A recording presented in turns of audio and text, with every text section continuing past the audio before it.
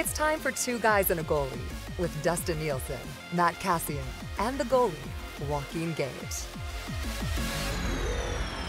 All right, it is episode 43 of Two Guys and a Goalie, presented to you by Oddshark. You can visit our presenting sponsor at oddshark.com. Also in the mix, our friends from Sport Clip Haircuts, home of the MVP experience, and we'll play Keep It or Clip It a little bit later on. We'll also give you your Popeyes Louisiana Chicken poll question. We'll do that as we work our way through the episode as well. No Joaquin Gage today. But Matt Cassian is here. Hernan, the shitty producer, is here. And Sean Bell is back with us as well. Belly, welcome back, buddy. How are you? Thanks for having me, guys. Yeah. I'm doing good. I think last time you were with, because you've done this a couple of times, but it was before when we were just in front of the brick wall and stuff. Yeah, and I had to scale Cassian every time, so that made it really difficult. But this is a nice you guys setup. have to share a mic once. Yeah, we too. did have to share it. Yeah. That was when we weren't friends either. Oh, that's right. That's when you guys were friends off for a bit. Yeah. We had to Jeez. air our grievances, and we worked it out. Is that, everything's good now? We're good. Like, Everything's awesome. oh, that's We're great. good. I'm giving him suggestions for like first dance songs for the wedding. Yeah. Okay, It was okay. a tough first suggestion, Joe. Yeah. Like, that was tough. I went with our intro music. Oh, that's a good song, actually. like, yeah. the First first dance dance. solo. Like, yeah. Well, it's a That could Cass, be entrance music. Yeah, that'd be a good idea. Oh, you got a slow dance. We entered to, we walked into the Hockey Night Canada theme song. Oh, That's And good. I then like that. our first dance was, Keith Urban, Making Memories. Yeah, Nice. my wife loved it. But I screwed up the first dance. So anyway, some tips on first dance here. I was really nervous. So I kept talking and like making jokes the whole time as opposed to like just being in the moment. And I didn't realize that it pissed her off until like 3 weeks later. She was just like, let's talk about that dance. I was just like, shit, I didn't even know. So you just take it seriously. If anybody who's about to get married, take it seriously. Because I was, everybody's watching. It's the only time in your whole life you're going to be dancing and everybody's eyes are on you. It's creepy. Cass, what was your song? Never mind. You know what? When I hear it, I know it. Oops. But I Sorry, always buddy. forget. Cats You know out of the what? bag. No, I was so wrapped up in the moment that I wasn't even listening to the music. Oh, that's a good recovery. That is That's smooth. a real good recovery. Yeah, Cass. that's better than me knowing the song but ruining the You know moment. what? You know what's actually funny is I ask her that all the time. I'm like, you don't even remember what our first dance was, and she's like, yeah, it was this song, and I'm like, good. It's a good movie. Call her out. Call her out, and then yeah. she's like, no, it was this. Yeah. And Do you even remember the artist? oh, Oh, man. That's I know okay. his voice. Same thing. Yeah. I know what he sounds like. Yeah. So So did She you picked determine it. something? She picked it. I didn't get to pick it. we haven't figured that part You out. haven't figured it out yet? One of the things I did at my wedding was we had a bubble hockey tournament. Oh, 24-man bubble hockey tournament. I had a company drop off a bubble hockey game. It was fucking epic. It was great. I got so 8 of us had a bye into the second round, including me and like my groomsmen and stuff. So I had my first matchup and I ended up losing, and I was livid. Like I had to walk away. My new wife had to like come out of the hall and be like, "It's okay." And I'd been boozing a little bit. I was like, "It's not okay. I wanted to win it. It's my wedding." And then both my brother-in-laws met in the goddamn final, and they ended up. But it was awesome. Like the fact that she let me have a bubble hockey tournament at our wedding was pretty sweet. it was great. Yeah, there should be a buyback-in option for the groomsmen. Oh, For the that's a good groomsmen idea. or- Yeah, you get it. Well, but you got to buy or the already. groom.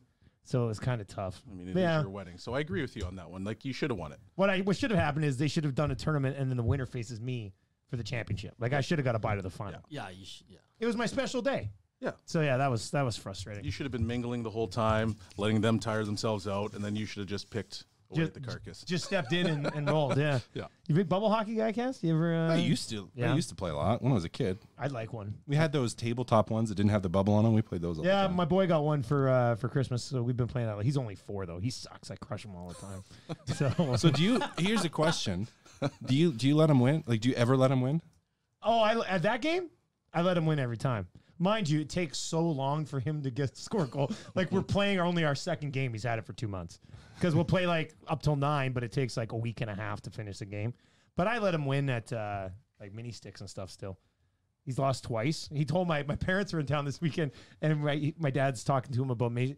Marshall goes, "Yeah, Daddy's only beat me twice in mini sticks," and I was like, "How do you you remember that? We've been playing for like 6 months." He goes, "Yeah, only beat me twice, and once once he scored, and it shouldn't have been a goal. And I was just like, man. So I have to start beating him a little bit, but you don't want to break. Well, you with your girls, like you don't want to. Oh, she's been. I have like a Super Nintendo, and so my oldest daughter has been all about Mario Kart. We don't play it every day, but every couple days, like I'll play it for her with her for like half hour or so, and she loses it, like both ways. If she wins, she like freaks out excited, and if she loses, like she loses it, like upset. Yeah. Oh yeah, Marshall threw a stick at me one time. Yeah. And I was like, sorry, dude, I got to take it. And part of me is like, that's my boy, because I still have a massive temper. I hate losing, so I kind of understood where he's coming from, but at the same time, you're like, geez, man, like you can't throw your stick at somebody. It's not allowed. Speaking of, did you see the Zuccarello's head pass? No, I missed You guys didn't see that? I didn't see it. They throwing the stick, so it's instead of throwing the stick, it just made me think of it. He like a puck in the air, flipped up in the air, and he tried to like hit it like soccer. Over to a teammate? Yeah. Did it work? No. Oh. But it looked awesome. It was funny. It was a buzzkill. I thought it like worked really well. No, but Sent it a was, guy on a it's breakaway. just that he was trying to do it. That would have been, how cool would that have been? That would have been good. Yeah, just complete soccer head it. All right, so if you're a parent who's watching right now on the live stream, feel free to comment and let us know how we're supposed to beat our kids. Like, at what age do you start beating your kids on a regular basis? At sports. I almost feel, though, like your kids remembered all those victories, right? Yeah. Like, I almost feel like the next time you play, you just got to crush them. You think so? Just to be like, set the tone and be like, 10 to hey, 3 this- and be like, yeah, there you go, bud. hey, You gotta teach it's him how even. to take a loss. Right? I know. And you know, he you do doesn't a little handle bit. it. My dad always did. I try to mix it in, right? Playing Like- street hockey is like you were always close, right? You always thought you would have it, and then he'd do something and score and win, like right at the last minute. Yeah. But is that worse, though? Because he's just toying with Oh, you. because there's always hope, Right? Gives you He's hope. to- It's like but he's he's toying teaching you with you. about hope. Like I can have hope. I know if I start pumping Marshall, he's quitting partway through. But we also need to teach that, like it's not over yet, right? What I like to do is I let him get up like 9 to 3 and we'll play till 10, and then I start an amazing comeback. And he just starts getting rattled. He's like, Daddy, great comeback. I'm like, yeah, what are the odds? Like, and then I let him win in the end. And it's good, it's fun. You put him right into a mental pretzel. Yeah, just rattle the entire time. All right, Belly, what's new with you, man? We haven't had you on for a couple months. So the season go with coaching and stuff? Like, The season was okay. Yeah? We just finished our last regular season game yesterday. We ended up winning against Edge, so that was nice. But yeah, we had a tough second half of the year. Really? Yeah, we're out of the playoffs, so pretty disappointing. So now you're done. yeah, focus we're, on next we're year. still going to Penticton for the consolation championships. Okay. Yeah, that'll be nice. 11 hours on the bus and to win a consolation. just play 3 games to get back on the bus and go home. Kids like it, but coach is like, oh, come on. God, this is brutal. That'll be good. All right, we've got lots to get to today here on episode 43. Thank you very much for downloading. We'll get to a couple of the comments that popped up on our podcast page as well as we work our way through this one. We'll play Family Feud a little bit later on, and Keep It or Clip It obviously is going to be happening a little bit later in the hour as well. So thank you very much if you're watching on the live stream. If you are a fan of any of our Nation Network teams, feel free to ask any questions. Her and I will keep tabs on those, and we'll answer pretty much anything you want. So if you are streaming us during your lunch hour or wherever you're at, we'll be more than happy to answer some of your questions. A few things to get to. Obviously, we're going to hit on the Canucks. We're going to hit on the Flames. We're going to hit on the Oilers and some other stories around the National Hockey League. Vancouver Canucks. I have a buddy who's a huge Canucks fan. He's texted me last night. He's pretty happy with how things are going. He goes, Pettersson again. Like this is great. And then he shut up, and I didn't think. I was like, oh, the Canucks must have held on for a nice little win. I look, and they give up 4 goals past the 12-minute mark of the third period and completely collapse a 5-3 loss. And they're one of these teams right in the thick of it with everybody else. Cassidy is just one game and things like that. But how much can that sting a team when you're sitting there, you're going, 2 more points in the bag for us, and all of a sudden you're losing 5-3? You know what? It's the type of collapse, I think, that doesn't hurt you that much. It doesn't hurt you that much because you can get away with 1 or 2. If it hasn't happened over and over again during the course of the season, I think you're okay with it. You almost can at times be a good thing depending on how you're playing because it's a wake-up. It's a wake-up call. So it doesn't have to be this huge negative aside from the fact that you lost 2 points and you probably should have had it. But I don't know. I'm not reading too much into it in that I think they're going to start playing horribly now. It's going to be interesting to see how any of these teams, because nobody has room for a slide, right? Like you have to. So do you forget things like this right away and just move on, or do you kind of just tell the boys, okay, like you come back a week from now and say, hey, remember we were up by 2 in Columbus and let it slip away? Well, you got to look at the way that they lost too. Like they gave up 2 power play goals, right? And for both of those penalties were tripping. Yeah. So are those easily avoidable? Probably, right? Because tripping penalties usually equate to being lazy penalties. So you get rid of those and you're probably holding on. There's one empty net goal. So 3 of those goals are probably fairly avoidable. So just stay out of the box. Yeah, stay out of the box should be all right. So not a big message that needs to be sent there by the Canucks, I don't think. So that's an interesting one. Quinn Hughes was just named the Rookie of the Month. He's the first rookie D-man to hit the 50-point mark since Nicholas Lidstrom. Wow. Which is crazy to think. Cale Makar is probably going to get there as well. I don't have his totals in front of me, but he was injured a little bit. But when you hear just that, Quinn Hughes, first rookie D-man, 50 points since Lidstrom back in the mid 90s, I guess it would have been. Cass, I mean, what's the upside for this guy? Like, because he's going to get 60 points as a rookie. So there's a massive upside. Just watch him play. Like, what's the number though? Like the top end of the number? Could be a 75-point defenseman on a regular basis. Well, because he dictates the play, right? Like 10 years from now, where's he going to be? Yeah, what? Is he 4 Norris trophies in the next 10 years? Yeah, it's possible. You think he's that good, eh? It's going to be fun watching him and Makar battle it out. I think when we're talking like 3 or 4 years, those two guys are going to be the guys. We had a bunch of years where it was Burns, Doughty, Carlson, some really great defensemen. You typically at the start of the year, you're looking at one of those guys, and Quinn Hughes and Cale Makar are going to be two that step in and fill that role. 70 points on a regular basis, like that's a lot. That is. It's ridiculous. That's a lot. But 50 as a rookie is insane. 50 as a rookie is insane. Would we be better off to say, okay, maybe 60? Could we expect 60 on a regular basis? Which would still be unbelievable. I think that's a more fair number, though. Yeah. Because, like, the more you go on, you know that more teams are going to start to circle your name on the board. And they're like, you got to pay special attention to this player, right? So 70 points is a lot, like Cass said, but I could see him hitting 70 points, 60, maybe once or twice or whatever.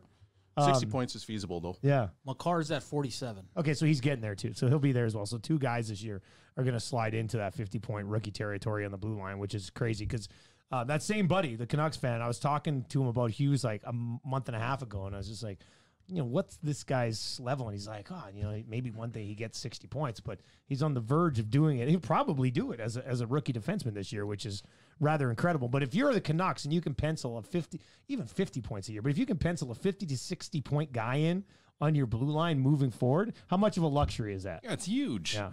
Everyone's looking, like talk about the Oilers, everyone's looking for that top 2 D-man that can produce offense and move the puck. That is in high demand, and you have one, and you have him for a reasonable price for the next little bit. And I mean, it's a huge, huge asset. I think we've talked about this before, and Bell, maybe you could comment on it, Sean, that most teams that win in the playoffs and win Stanley Cups, they have at least one stud defenseman. If you think of the last number of years, like every team that has won has had at least one stud defenseman. Most teams that make it to the final have at least one stud defenseman. And if you're the Vancouver Canucks, you have that. That is a absolute cornerstone. And you have Pettersson up front. So you have some of the pieces there that are going to enable you to be a contender over the next number of years. It's great. Yeah, I don't disagree with you. Every team has that one stud. And, when he's out there, like, that he's going to produce in either point fashion or he's just going to shut someone else down. And, to have that guy as a rookie and then he's going to obviously mature over the next few years, like, I don't know, the sky's the limit for this kid. How difficult is it for a D-man to dictate the pace of the game? Because when I watch him, when he's on the ice, even at this young age, to me, he's the guy who's kind of controlling things out there. It's very tough. There's only a few defensemen that you can even think of in recent memory that can really, truly dictate the play. I mean, who is out there? Like Doughty, he's one of the guys. Like Scott Niedermayer used to be able to do that back in the day, right? He just skated so well that he kind of dictated where guys are going. I know we touched on this guy before, but Sergei Zubov, he was another guy that could dictate a play. But, I mean, they're so rare. Erik Karlsson, would Karlsson be that guy? Yeah, like Karlsson in his prime. Absolutely. Yeah. Well, Cash, you were with him basically in your prime, weren't you? Yeah. Yeah, he was ridiculous. So how much easier does that make it for all of you guys? He just has the puck and he goes. And you're like, okay. Not that I was ever on the ice with him. You just got to read off to be like, hey, Cass, Karlsson needs some protection out there. Like, yeah, every once in a while, yeah, he would get hit and then I'd go over the boards. But All right, I want to get to a couple of Apple Podcast comments, and then we'll transition to Flames and Oilers and a bunch of other things here. This one came in. It's a 4-star review, but he gives a reason why, okay? Love the podcast, always chuckling loudly in my office at work. However, 4 stars due to the massive ragging on cats. I'd rather scoop a litter box than pick up a steaming poop via a handbag. Regardless of animal type, poop situations only occur when the pet owner is not poop scooping when poop needs to be scooped. So he's given us 4 stars because he didn't like that all of us despise cats. So Cass wasn't here for that. I wasn't here. you were. Oh, was that when Gazzola was in? Gazzola was in. Okay, Cass, are you a cat guy? I'm Cat, a little cat or a allergic dog? to If you, them. If I'm picking a dog. okay. Belly? Yeah, I'm picking a dog too. My wife is gonna pick a cat though. So, Really? Oh yeah, all day, every Oh, day. you got to get that But then stuff sorted out. I know, but I have to remind her, and I show her cat videos all the time where the cat's just sadistic, and I'm like, Yeah. she just no, I don't like that. Oh, I married into a cat family. My wife had a cat who I'm pretty sure if I would have told her, "Hey, listen, if you're gonna marry me, that cat's got to go," I wouldn't have got married. It was that simple. Like she had the cat for like 8 years before I remember. Well, I think I told this story when we went to watch the Habs Bruins game, and I came in and I sat down on her couch, and she had not mentioned this cat yet. And I see this fat orange tabby come around the corner. I was like, "Shit, it's on!" Like it was not a good look. So thank you very much, Giver Bug, for the 4-star review. We're sorry, but we're not changing our opinions on cats. This one from Tiger Woods, y'all. I enjoy this podcast because it's unbiased and you guys don't pump the Oilers' tires as much as Struddy and Gregor do. Give those guys some pom-poms to join the Oilers cheer girls. Great guests. Mac T was super. Always good for a belly laugh. Keep up the good work, you bunch of beauties. Best podcast in Edmonton. And that was a 5-star from Tiger Woods, y'all. So that was good. We'll take it. That was nice. Yeah. That was nice. It does bring us to the Oilers. Leon Draisaitl, Player of the Month. We talked about Quinn Hughes was Rookie of the Month. Leon Draisaitl, Player of the Month for February. He hit 100 and then 101 and then 102 to wrap up February with 102 points. Cass, like, he doesn't slow down. I mean, No. I know he had that off month in December when he was like minus 14 or minus 18 or whatever it was. But this guy's been on a next level tear. And when I'll say this, when he was taken away from McDavid, I was very interested to see how things went because I didn't think it was an automatic that Draisaitl will continue and maybe even do better than he was with Connor, but he has, and I have no words for it. I have no words for what Leon Draisaitl has I didn't done. think he was going to do better away from Connor either. I thought he was going to be good. Yeah, you didn't think he'd be a I disaster. didn't think he'd be a disaster. I thought he was going to be good, but he's not going to produce at the same pace as with Connor McDavid, and he's exceeded that. And what a nice surprise! Can you imagine if he had a good December? Yeah. Yeah, where he'd be right now. I mean, Actually, you're right. He'd be at another- 110 points already. Yeah, probably. 5 or 6 points. Ooh. He's crazy. Well, the beauty of it too is that he's made 2 other players way better. Yeah. Like where was Nuge before, and then all of a sudden now he's playing with Draisaitl and he's on tear too. Yeah, Yamamoto. Nugent Hopkins is 4th overall in league scoring since December 31st. Wasn't it like 1.36 points per game? Or Yeah, something like he's that? at 1.36. I think Connor's a little bit higher in points per game, so he's like 5th in points per game. The Oilers have 3 of the top 5 players in points per game in the National Hockey League since January 1st. Yeah. Like, usually you have 2 of those guys. And you got to think Yamamoto's not too far off that either. Yeah, Yamamoto's just over a point per game. I mean, or right around a point per game. And I think, is he expected to return? He's in the lineup today. He's skating with Draisaitl, Nuge. And just quickly, if you guys didn't see it, Athanasiou with Sheahan and Cassian, and Archibald got the bump up to the first line, and Patrick Russell's out. Oh, Patrick Russell is just healthy scratch? Yeah, because Yamamoto's back. Missed that offense. That hard work. That hard work. Cass, what sorry, Bella. When you look at McDavid and like the Draisaitl line's locked in, since that line was put together, they've been the best line in the National Hockey League. It's not a, hey, the podcast is an Edmonton thing. Statistically, they've been the best line in the league since they were put together. So Connor McDavid is on a team where another line is the best line in the league. So I know they've been trying some different things. Athanasiou and Ennis were there when they first were acquired. 7 combined points. And then Athanasiou left the second game injured, and then they took him off the line in the third game. So he's really only had 1 full game with Ennis and McDavid, and they combined for 7 points. Are you surprised that they haven't just kept those 3 guys together, or do you think do you like Athanasiou with Sheahan in a lesser role right now? Maybe he's still a little banged up. from a minute standpoint. Okay, yeah, so you don't want to give him heavy minutes? Don't want to give him heavy minutes. He's coming back. He had the bruise, the very specific bruise that they told us exactly what it was. I think that probably has something to do with it. Maybe he's not quite at 100%, and for giving someone that many minutes and relying on them that much, he gets moved down to the third. Because typically, I really like Sheehan and Archibald together. I thought they worked together well as a pair, and that Athanasiou was the natural fit with Connor. And we saw some, not every game, but we saw some chemistry there, but it wasn't a lot of time he got to spend there. And, if we can say anything, and hasn't been so much for Dave Tippett, but with, let's call it past Oilers coaches, where there was certain players that had like a period of look with Connor McDavid and then never got another look with him, which was a little bit surprising. So I'm a little surprised he got moved off, but part of it, in my opinion, would have to do with Athanasiou being a little banged up. And just like Holland didn't bring him in for him to be a bottom six guy. He didn't give up 2 second rounders for him to be his bottom six guy. I'm with Cass. I'm surprised they took him off this quick. Like, that's why I pointed out he had 1 full game on the line, and they were really good in that game. Belly, what do you think of this? Well, yeah, I'm a little surprised too. I mean, but I think you talked about it actually on air. You're like, Spector was all over him after. Oh yeah. I referred to Mark Spector as a silly goose. And it's like, they don't give him that much time, so it is a little surprising to see that he's off that line, and you're hoping that it's an injury, but I would like to see him back there sooner than later so that they can start to develop that chemistry. Because with Ennis, Ennis is really smart on the ice. He can adapt. He can go anywhere in the lineup, and then you have McDavid, obviously, who's just on another level. And if you can have a guy that can skate with him and finish. Yeah, you've got 2 lines that are just going to tear you apart. Yeah, that was first game in, and Spec, who I'm good buddies with, he tweeted 25 minutes in, no shots for this line yet. You can see them juggle up here pretty soon. And I was just like, first of all, 25 minutes in a hockey game is like, what, 6 minutes of ice time together? Like, if that. So barely anything. And then in the second half of the game, they combined for 7 points. But, Cass, how much time, and I don't know how often you were rolling with regular line mates, but how much time do you need? Well, because you're in another lineup, right? So did you ever have? No. Okay. Oh, I didn't want to be disrespectful. Sorry, buddy. I was always on the slash line, we call them, like where you have like 4 guys, left wing, right wing, or left wing, center, right wing, slash another right wing or left wing.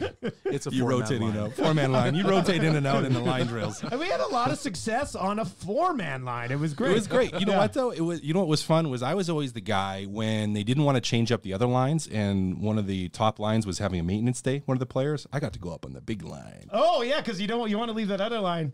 So reporters would roll in and be like, tweet, Cassian on the first line tonight. Yeah. But for me, really, I just knew I was being scratched because Yeah. it meant they didn't want me playing with my regular Okay, but like how line much time, in McDavid's a special case here, but how much time do you usually need to you need get more some time chemistry? in a couple Yeah. games. They hadn't even really practiced. No, you're right. They hadn't really even practiced. Like, Yeah. not many morning skates. You had guys that were banged up. They flew in the day before the game, after the trade. Like there was not enough time. So there hasn't been enough time for them to figure each other out. And Actually, you're right. They got in the night before the game, so they had like a morning skate, and that was it. So you do a couple breakouts with a guy. You're not going to know how he plays and know his tendencies and even know what his voice sounds like. It takes more time. Let's talk about trades for a second, because Sean, were you traded at one deadline? I was looking. You were traded Several- like March several 9th. deadlines. Several Yeah. deadlines. I was going to say you had a couple. Yeah, Oh, I was looked. a deadline kid. You were, hey? Yeah. So how was what was the week like for you heading up to deadline? Actually, very easy. Yeah? Yeah. I was always kind of just like, meh, whatever. If I get traded, I get traded. The first time, my roommate actually, because I was in Iowa at the time, we were in San Antonio, and my roommate wanted to get traded. He wanted He to. wanted to. He was not happy. He thought he should have been the guy that was going up to Dallas, and whether I agreed with him or not, different story. But that's what he wanted. And all of a sudden, the phone rang, and it was like 3:00. And he thought it was for He him? was so excited. I was asleep. He was awake. And then he rolls over. He's like, "Belts for you." That's awesome. So you went to sleep because you're like, Yeah. this I'm isn't like, going to I'll rattle be me at fine. all. I'll be You're fine. napping. Yeah, I'm And then napping They and- put in the call, and that was Yeah. it. So after you get traded once, is it different than any other time, Brian? No, it's the same. It's just Yeah. you have to, depending if whether you're at home or you're on the road, it's a little bit different. I mean, when I got traded, I was at the Oilers at the Yeah. time, and then I went to Colorado, and we are still in Oklahoma City. And it was basically, okay, you've got 2 hours to pack up your apartment as fast as you can, get stuff in your truck, and then you're going to fly out right away. But so you don't even really have time to think about much. You don't even have time. You're on the flight and you're gone. The first time we were in San Antonio, like I said, and basically I had my bag. They got me to the airport, and then I was away. So it was pretty quick. How long does it take to go from? Well, I don't know. Like, take me through the emotions. Is it like disappointing for a day, and then you're excited? Or are you excited right away, or how does that work? You just don't have time to think about it. Yeah. Like, honestly, when I flew out, we played the next day, so it's all right. Well, I'm with a new group, and you just got to be ready to play. So it's later in the year you start to think about it, like what happened? Did I do something wrong, or did they want me, or whatever it was? It didn't really matter, but you just got to be ready to play, and I think that's a lot of the players know that. And because it's such a job, you just got to find a way to get through it. Cass, what about you? I was traded 5 minutes before the deadline in junior. Okay. So that one was interesting. And then traded. Did you know that was coming? No. No. Really? That was a blindside. That was you getting dressed for practice, and you get called into the room, and you walk into the room not thinking, like, because you think that it's passed already.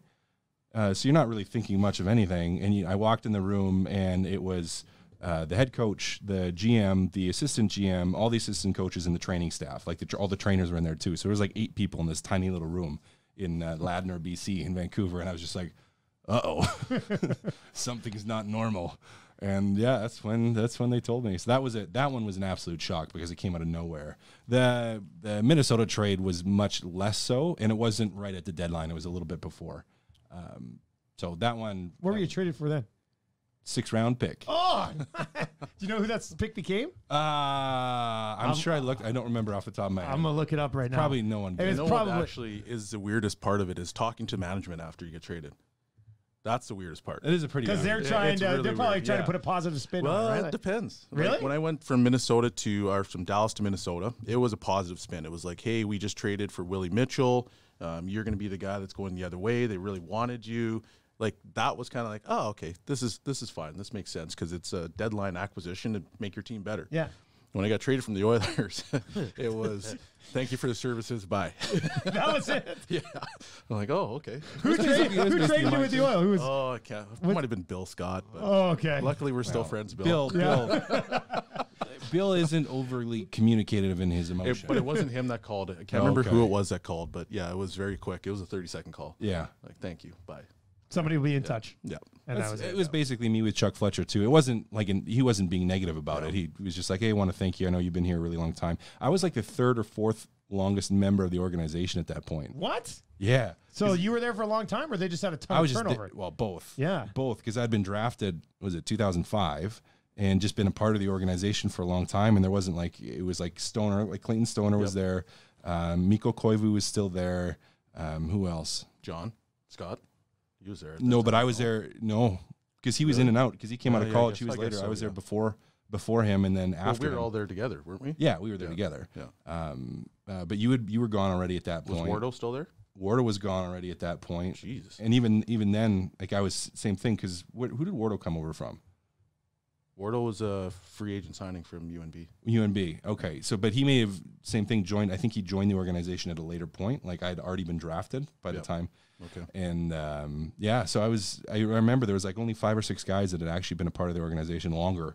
No way. Yeah. So there's a lot. So look, we know you're one of the longer tenured guys here, Cass. But even if you've only played like a really year, longer tenured, we stuffed you in the minors for all that time. We've got our eyes on Pontus Stalin. How do you say? Jolene? Probably Pontus Jolene. That's who they drafted with the 6th round pick. Good? I'm going to tell you right now, unless I missed him, I don't think want to know this, Cass.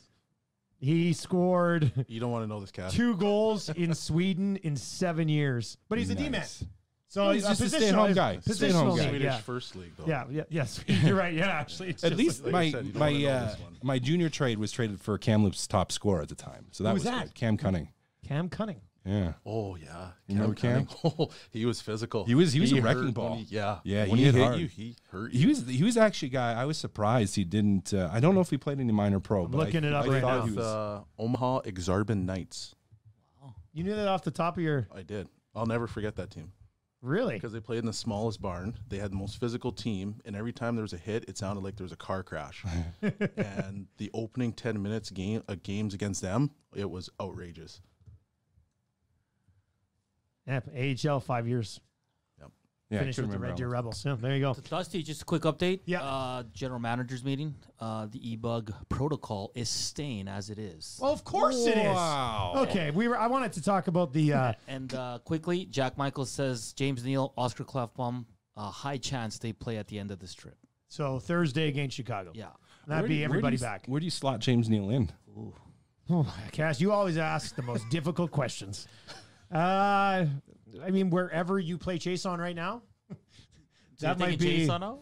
I'm probably taking Chase on out. Yeah, I'm okay with that. Like, I mean, similar guys, shoot first guys. Chase on's not going to kill penalties. James Neal isn't going to kill penalties. Would you give him a look with McDavid and Ennis, maybe? Yeah, I guess. Again, but then where are you playing Anthony Ciu long term? And then where does Archibald with go? Archibald and Sheahan, and then Cassian's the fourth Could you liner. go Neal with Shannon and Archibald? Yeah, that'd be okay. Add a little skill to those guys. But then where does Double A go? Fourth Well, line? he goes Put him back in the with top Ennis line. and then Cassian. Look at this. The Oilers have a depth problem. Wow. The Oilers have a depth problem. What is going on? Okay, quickly, we'll go to the EBUG next, but Oilers play 16 games in the next 30 days. Smith has played more lately than Koskinen, has only got one regulation loss in his last 16 starts. How do you balance the two goalies cast down the stretch here? Well, you go You go 10-6 split in 16? two or three games. I got to look at when, because they only have two back-to-backs. Two back-to-backs. I think you got to play, you do like Smith, Koskinen, like 2-1 at least. 2-1. I'd try to go 2-1. Yeah, which would get you close to a 10-6. Or do you ride the hot hand if he keeps winning? Yeah, you don't want to burn him out though. Part of it depends. Back-to-backs here and tomorrow, right? So part of it depends on how, like, where you're placed. Like, are you jostling for position and for home ice? And if not, if you're more solidified with where you're going to finish, who you're going to play, then maybe you start playing Koskinen a little bit more. But if you're still in that battle, trying to get home ice advantage here and a little bit of positioning. let me ask you guys this just quickly on Smith. When a goalie comes with his energy and his, like, him and Koskinen are emotionally opposite, right? Like, Koskinen sits back, lets the game come to him, doesn't get freaked out, and Mike Smith is literally rolling around, getting in front of pucks the entire game. How much does that bring any energy to the rest of the group? Like, does it change? Do you think as a player you would play differently in front of those two guys? Sean, what do you think? I think, I played with Smith, so whenever he was in the net, you knew it was, get to the corners, get open for him. You know he was going to be willing to battle, so you tried to battle that much harder for you. He just made your life a lot easier. So I personally really loved when he was in net. We also had Dan Ellis at the time, so he was almost. I forgot about Dan Ellis, but right? he was solid there. For similar situation. Yeah. Dan didn't have the same personality as Smith, and you didn't not try as hard. But there's just a different type of energy when guys come like with that, and they're just constantly battling. Yeah, that's a good way to, just a different type of energy. Cass, what do you think? Well, I was going to say it's not surprising that a defenseman likes him because he handles the puck, so they don't have to touch it. Yeah, this makes their job easier, and then they don't get blamed. Yeah, but I was And just that's coming you know what back I was and- just going to say. Defensemen, I don't know if you figured this out yet, Dusty, because we've had some on the show. They always want to blame everybody else for everything. And so having a goalie that handles the puck a lot, it's like, well, if he screws up, it's his fault, not mine. Just stay in your net, man. Yeah, Exactly. I love it. We get this 4D battle now. Hey? Absolutely. You never played with a guy who handled the puck more than Smith, did you? No. Oh, I was he going to handled- say, okay. Marty Turco. Marty Turco might have been the loved guy. to play that Yeah. too. Yeah. He was pretty good. Okay, so tell me once you went back at some point and were just like, just leave it the fuck alone. I got Nope. it. No, Because when I got there, it was Turco said, listen, don't even worry about it. I've got it. Just get open. Really? Smith, same thing. really. So they They dictated. I told They're you, like, they we're just gonna play. defensemen love it because then they don't get blamed. you do love that though. Oh, it's awesome. Yeah. It's awesome.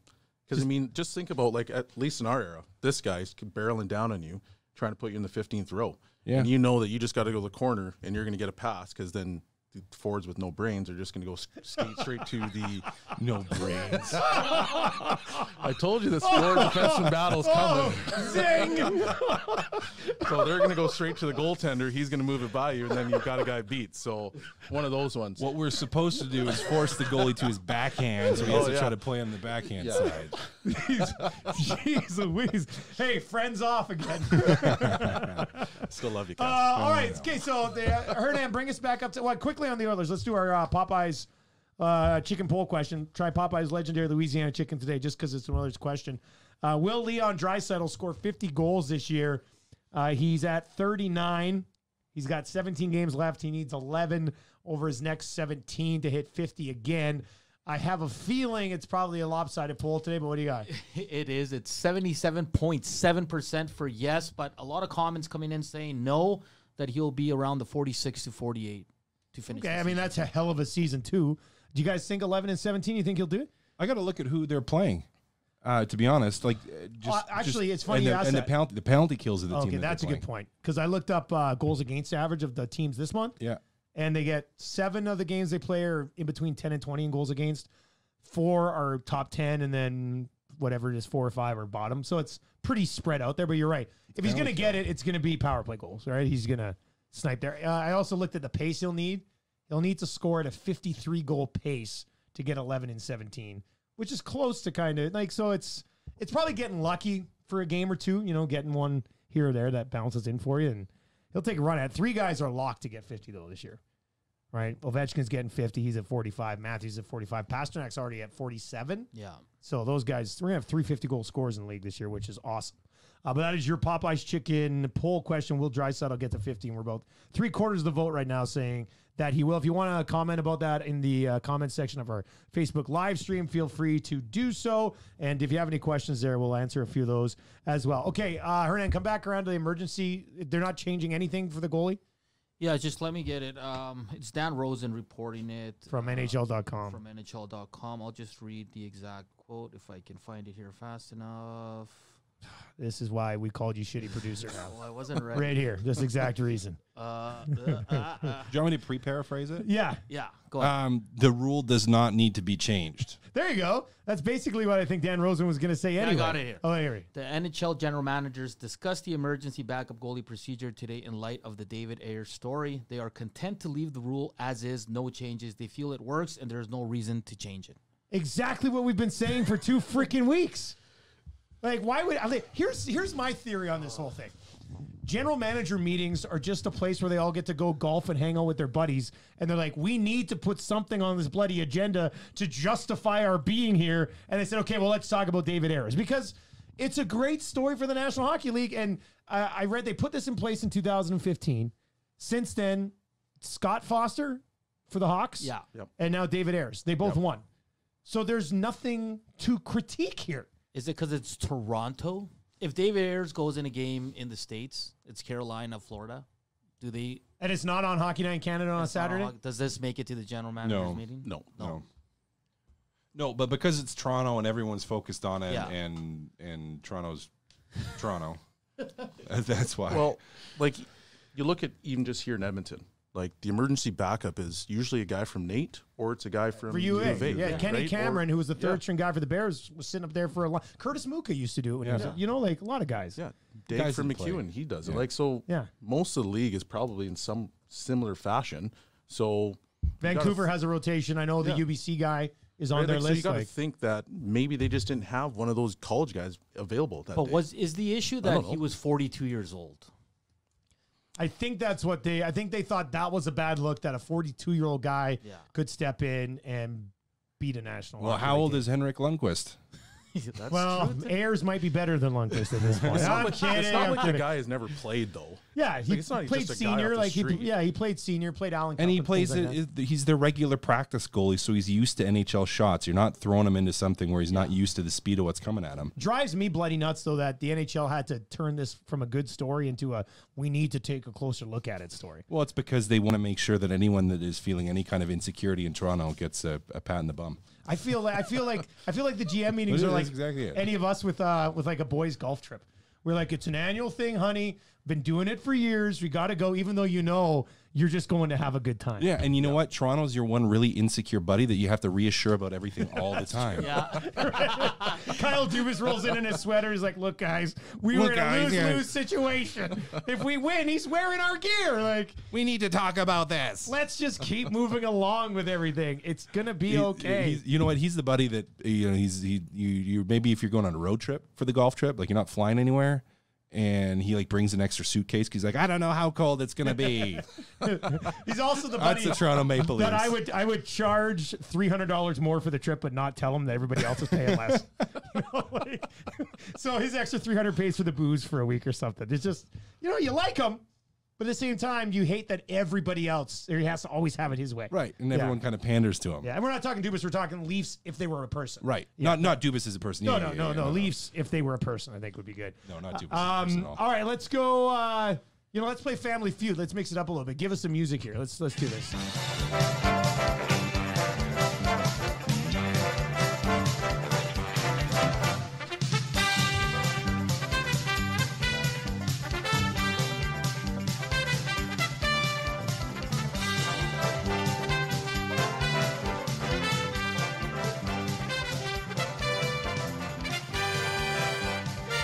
All right. Here we go. Bell, you weren't here last time. Well, you haven't been here since we played Family Feud. We tried Jeopardy for a while, but the boys sucked at it. So, but we'll come back to it. I just got to make the questions easier. A horrible host. Oh, I was a horrible host. Okay, so how it works is, you buzz in. The guy with the higher answer gets the pass or play. We've got 5 names on the board. Okay, buzzer hand ready, and then just go buzz. And then we'll see. Hernan's going to judge. And here we go. Okay, ready? Here we go. It's a little Family Feud. The top 5 names are on the board. NHL goaltender win leaders this year. Yes. Because you didn't say buzz. Buzz. Okay. Mike Smith. He's not on the board. Oh. No, Bell, all you need is one name. You can take control or you can pass and sewer cast. What do I want here? Markstrom. Oh, wow. Really? Back to Does that mean I Gas. get- I Goes guess. back I to guess me? yeah, so now he gets to pass or play? Yeah, Or does he yeah. get to... Oh, I still have get to pass or play? No, because someone has to hit Every the board. time we do Family Feud, Something happens. Something happens. No, Cass has to hit the board, and then it's his Yeah. choice to pass or play. Okay, so you Okay. got to hit the border here. Give me one of the top 5 wins. Vasilevsky. Vasilevsky, number 1 answer. Ding, ding, ding. Congratulations, He's Matt number 2 guess. Cassian. All right. You can now pass or play. I'm gonna play. Oh! All right, 3 X's. Bell, be ready because you might have a chance to steal. No, All this right, one's here up we in go. the air. I'm not 100% All right, sure. so you've got the number 1 answer already. Tristan Jarry. I thought he would be on there. Grubauer. Holy boys. Am I getting lit up? That's 2. I cannot. This is embarrassing. Holtby. Are you kidding me? All for 3. Hey, Cass, this just in. You should have passed. I didn't know you were going to name 3 guys who aren't even like in the top 10. Oh, Shit, boys. do I get to go now? Yeah, all you have to do is name 1 and you win. Rask? What? That's what I'm saying. Like, what kind of garbage categories are there? How could they? What? It's because you know what it is, Sean, is because all the good teams use 2 goalies. This is rigged. all the good teams use 2 goalies, so you're trying to figure out I don't like this. Oh, This my is rigged. goodness. Yeah, Hernan, what do we do now? Hernan, if you can name one of these Well, guys. I can tell you another one now. well, like, you can't do it now. Well, You've already This- lost. No, that's cheating. Cass. I'm gonna allow the 3rd family, Hernan, to play. Hernan, you need to name 1. The pressure is on now. Jesus. I know, I got it if you do. I'm going to go with Jordan Binnington. Yes, you got it. Number 2 on the list. Yes. Congratulations. Bishop would be another See, but one. that's then. like a No, leading no, team right no. now. Bishop doesn't win, man. Bishop's got great numbers, but Where's Tuca in there? Tuca is number 7. He's got 24 Oh, wins. so yeah, at least I was close. Holtby is number 9. He had 24. Closer than Markstrom is Cass. 10. Still closer. 23. I said Still Holtby. closer than Cass. Mike Yeah, I Smith was has number 7, you were 18. number He's 9. 23. He's 23rd. That was your first Come pick. on, Cass. Here are the top 5 answers on the board. Okay, number 1, Andre Vasilevsky. Number 2, Jordan Binnington, 29 wins. Number 3, Freddie Anderson, 28 wins. Number 4, Connor Hellebuck, Yeah. 27 wins. And number 5, a guy that you played with and you scored 2 goals on, Carey Price, is actually 5th in the league in wins right now with 26. That's horrible. Do we have another that's round? rigged. This is the Yeah. first I time wanna in play Family another Feud game. history that there's no winner. No, I won because I got one. You didn't win. Yeah, you Yeah, didn't win I anything. won because Next he had a time you- chance to steal. Oh, that's right. He would have won. I get the because points. He had a chance to steal. But next Casserole. time there's a deadlock like this, we should do fast money. I like that. Oh, that's a good idea too. Great suggestion. Okay, here let's do it again. Let's do it again. Okay. Let's all right, I got another category here. All right, are you guys ready? We got a little bit of redemption, mind you. I don't like I our don't chances like in it this either one right either. now. All right, here we go. Top 5 names are on the board.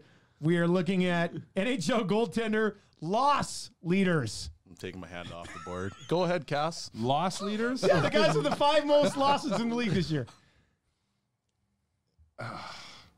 Oh, okay. Bobrovsky.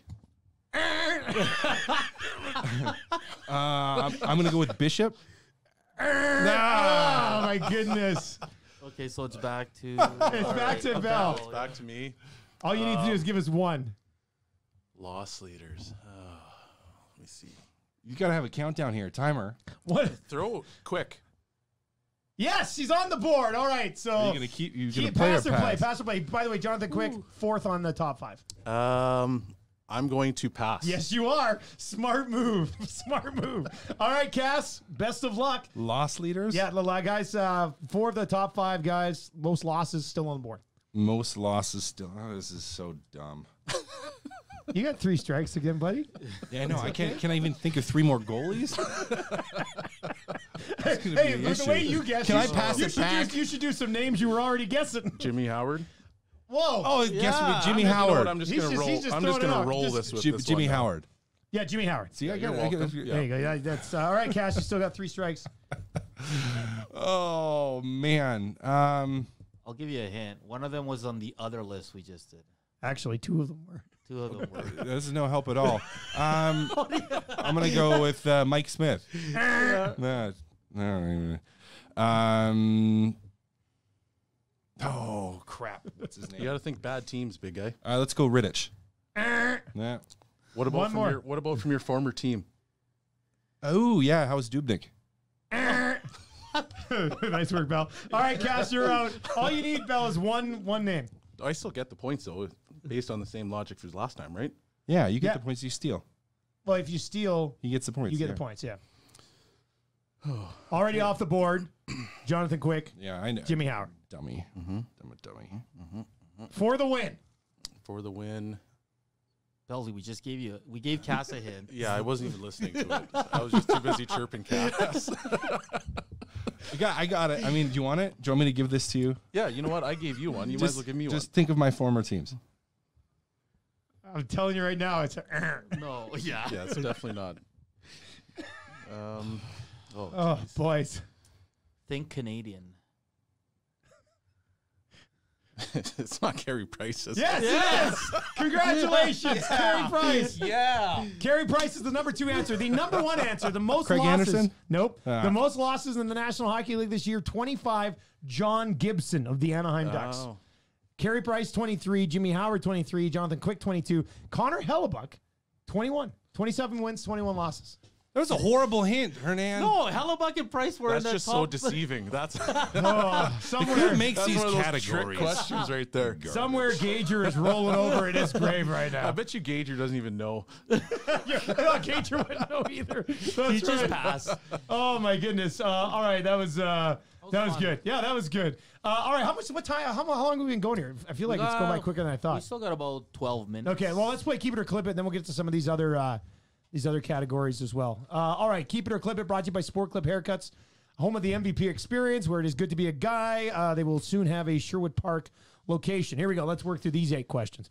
Ryan Miller should have had Crosby's golden goal. Keep it or clip it. Keep it. Absolutely. Should have been a save. Went in. It didn't. I'm glad it didn't. Suck it, USA.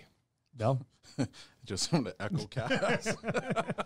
I tweeted the other day, I was like, that's a soft goal. And I had a couple people come at me and be like, no way. Crosby took it from behind his skates, released it right away. Miller had no chance it was coming. I was like, come on, man. It was 5-hole. Yeah. It was on the ice. Yeah. From a bad angle. If Luongo lets that in, we're not letting him losing back into the No. country. Yeah. You know, like, No. You know what? Paddle down. yeah, put the paddle down. That's right. Paddle down. It's like, Goaltending 101. Yeah. it Paddle was down. it was kind of like the one Michael Layton let in when Patrick Kane won the cup in overtime. Remember that one was at least, I think it was a little bit off the ice. It somehow snuck Or a through. Patrick Lalime. Oh, Patty Lalime. Remember that back in the day with Joe Nieuwendyk from the wall, basically 5-hole, Yeah. back to Is that in back. Ottawa? Yeah. Yeah. That's a tough one. All right. A soul patch is the worst type of facial hair. Keep it or clip it.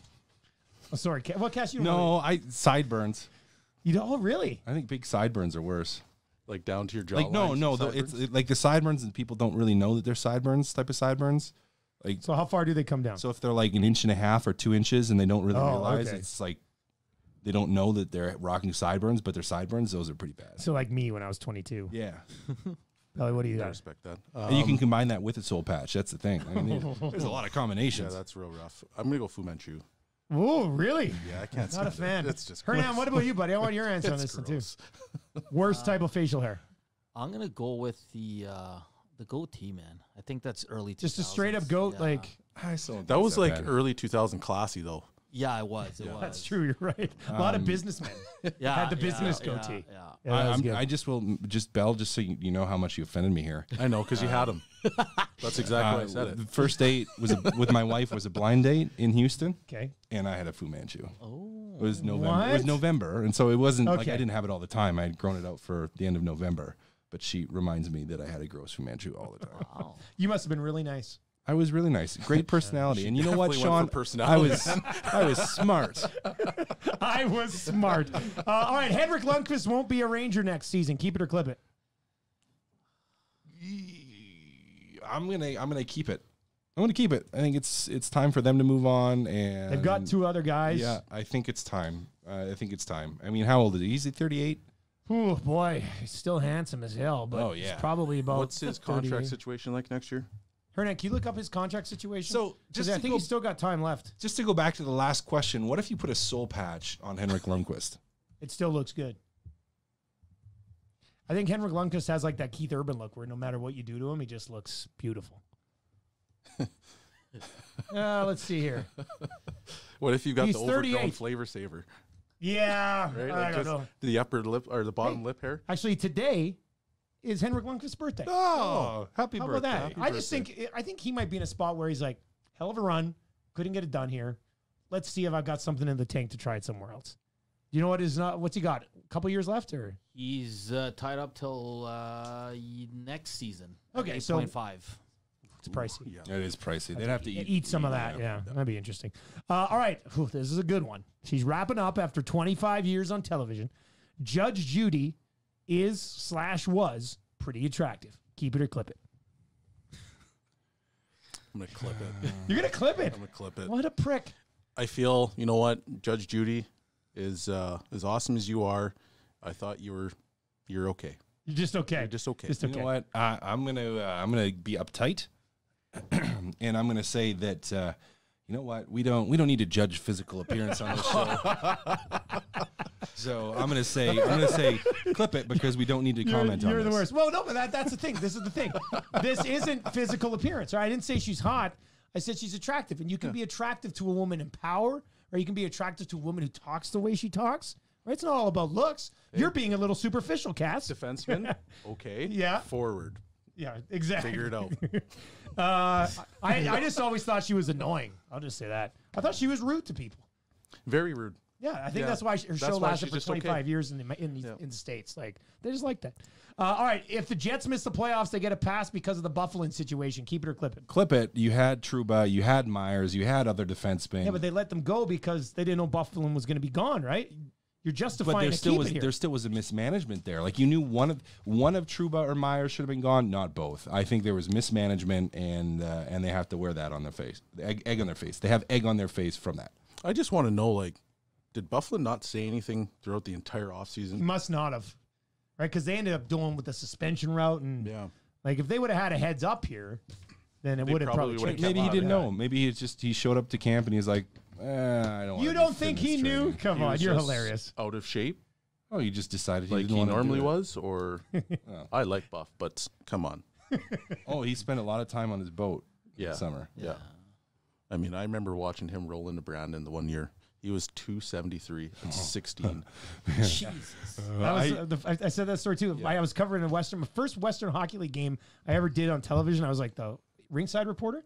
And I'd heard about Bufflin, but so the guys come walking out by me as I'm doing a hit, and it was almost like this. I'm like talking. I was like, holy shit. Yeah. Like, who's this guy? Like, and guys would just huge. bounce off him. They'd take runs I at him. He moved so well. I hit him for open a fat ice. kid. Like, I hit him open. He was with Prince George, and I hit him clean open ice. Again, it was just like bump, and I just stopped, and I was like, I don't think this has ever happened before.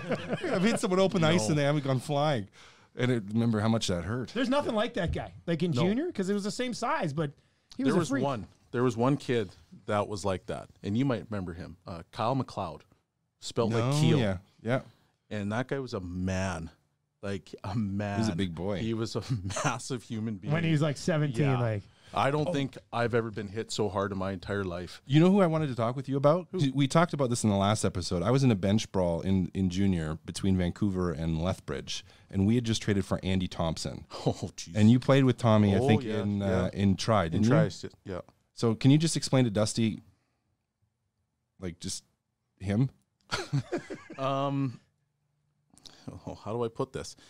Really good hockey player. Like, I'm pretty sure he was a second rounder, wasn't he? Or he was supposed to get drafted. He was ranked really high at one point. Yeah, he was with right. Kootenay. He decided a week before the Memorial Cup that they were going, that he was just leaving. He decided not to show up. And he's got a tattoo with a Grim Reaper on his chest that says FTW. The words I cannot say on air because they are not PG. But that human's dark. Oh, yeah. Really? He's dark. Yeah. I'm trying to think, because when he was with the Kootenay Ice, that would have been when I was living in Yeah, I Cranbrook forgot at he the was time, and with I can't remember. But he was an remember. exceptional hockey player. Really? Oh, yeah. Because I think Big, he was strong. supposed to be a second rounder before he left, right before the Memorial Cup. Anyways, it just popped in my head, so I wanted to Yeah, no, crazy. he's dark. I remembered him. I've got a great story about that. Like, we had a line brawl against Everett. And With Mitch Love? Yeah. We had like 4 legit tough guys out there, and they had like 16-year-olds. Well, you guys would have had Cam McCaffrey. No, No, this was Cam gone? Cam was probably gone, but we had Stoner out there. We had Logan Stevenson out there. We had Shane Gimmis out there. We had Luke Hewitt out there. Okay, that would have been the year before. Yeah. Yeah. Anyway, Pretty tough team. yeah. All right, Michael Backlund is one of the best players in the NHL. Keep it or clip it. I asked this because Eric Francis, who's known for some pretty hot takes, was saying that Michael Backlund's one of the best players in the National Hockey League. And this is not a shot at Backlund, because I think he is a really good player.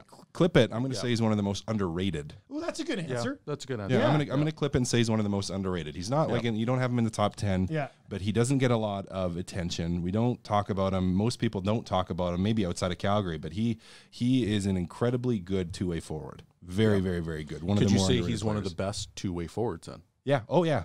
You said he was one of the best two-way forwards. I would also accept that. Yeah. And if that is what he said, then I apologize for bringing it up. But I was told that he said he was one of the best players in the league. But he is. You're right. He's steady at both ends. The goal. I don't know if you guys saw the goal he set up against Nashville. See, he walked the D-man through it across. He's good. When he's on, he's good. Nuge would get 90 points in a season playing with Draisaitl for a full year. Keep it or clip it. 90. Clip it. Yeah. Yeah. Where do you think he tops out? I think he's probably, I'm going to say closer to 70. Yeah. Well, between 70 and 80, I think Yeah. you could reasonable. If he's like with 82 games with Draisaitl? he could get 80. Yeah. I think he gets 80. Hernan, what do you think he tops out at? Yeah, I don't think 90. I'd say 75 to 80. Because you got to remember, Draisaitl power play. Yeah. They got to be power play. But Nuge is on the power play too. I know, but he doesn't touch the puck as much as Draisaitl and McDavid. Yeah, he'd be the number He 3 doesn't guy. run on those through offense. it. What's his doesn't run through highest him. now? 60? Yeah, he had 60-something last year, I thought.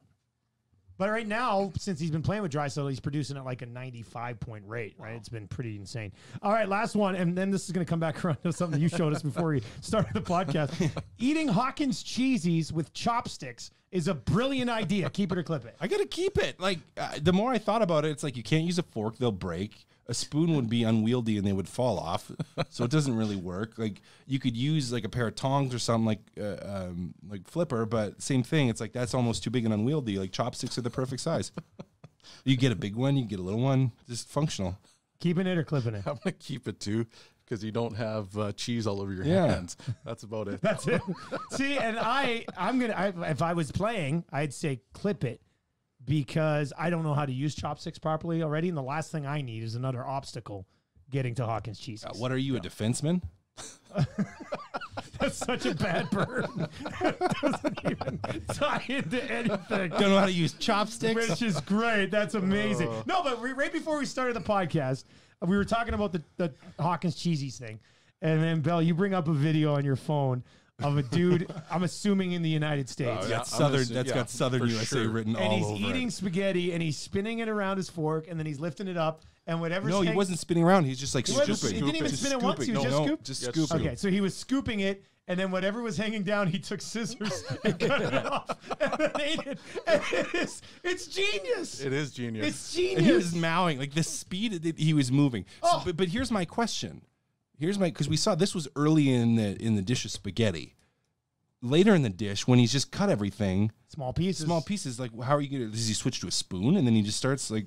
How does he deal with it then? That's I like that. That's They good. just show That's us the good first. They thinking just right tease there, us with like, yeah, forward. I'm smart. We think.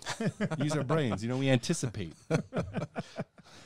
I want to try it. I'm just so used to having a defenseman throw all their problems straight at me. Oh, here we go again. Just rim it. Yeah. How do you eat your spaghetti right now? Do you spoon it? Do you I turn take a it- spoon and I use a fork, turn it on the spoon. Belle, how do you do it?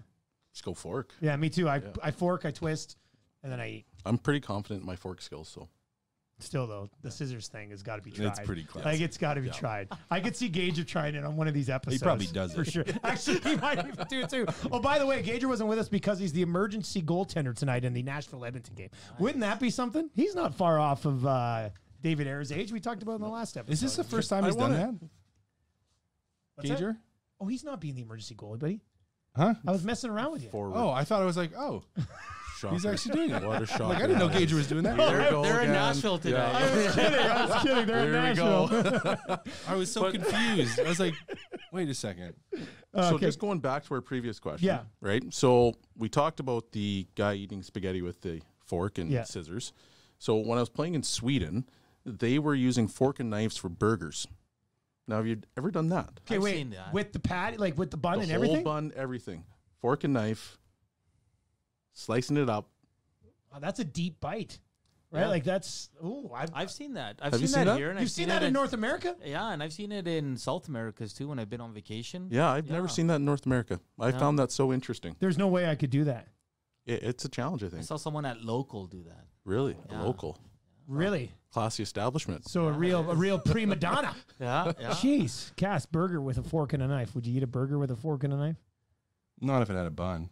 No, that's what it's Yeah, weird. if you're doing like the carb-free thing, gluten-free or whatever, and you didn't have a bun and you just had like a burger and the toppings. Or then you're using the lettuce. But like, what if it's Yeah. a two patty? Like, how do you get through that? Like, It's that's- sloppy. you, It's there's- sloppy. you can cut it in Real half. Cut it Yeah. in half. No, That's the way fine. they did it, so they had, like, if this was a burger, they would cut the corner, and then they'd cut the corner, and they just kind of worked their way around this thing. Well, so you're not cutting into you're not like fork and knifing and like taking a fork and putting it. You're cutting it into smaller Nope, you're burgers, cutting basically. a piece No, off they're- here, and and then then they're sticking the using the fork in, fork. and they're eating it, and then they're going to the next side and cutting it, and it was the most outrageous thing I've ever seen. That is crazy. That is Oh, crazy. thank Must you have been for a that story. defenseman. That was in Sweden? That was sweet. Yeah. Jeez. bunch of I defensemen. thought Swedes were If pretty you ever normal. get the chance to talk to Clefbaum, you should ask him about it. Does he eat his Or burger with... Joachim Nygaard, because that's Okay. I played with him there. You played with Nygaard there? Yeah. Okay. How old was he there? He might have been like 18. Okay, yeah. And was Just a he baby. eating it with a... No. Oh, okay. I would have judged him. That's interesting.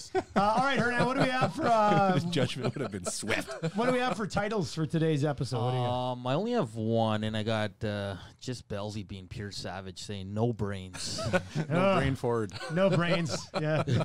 We can do that one. That's fine. Cass, I mean, it was a tough one today. I'm school smart, guys. You are school smart. All right, that's going to do it for episode 43. Sean, thanks a lot for coming in, man. Thanks for having me. There you go. That's Sean Bell in for Gager today.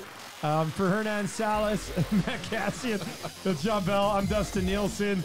Episode 43 of Two Guys and a Goalie, presented as always by our main sponsor, Oddshark. Visit them at oddshark.com for all your sports betting information needs. Thank you to our folks at Popeyes Chicken as well. And of course, Sport Clips Haircuts, home of the MVP experience, where it's good to be a guy. We'll be back on Thursday with episode 44.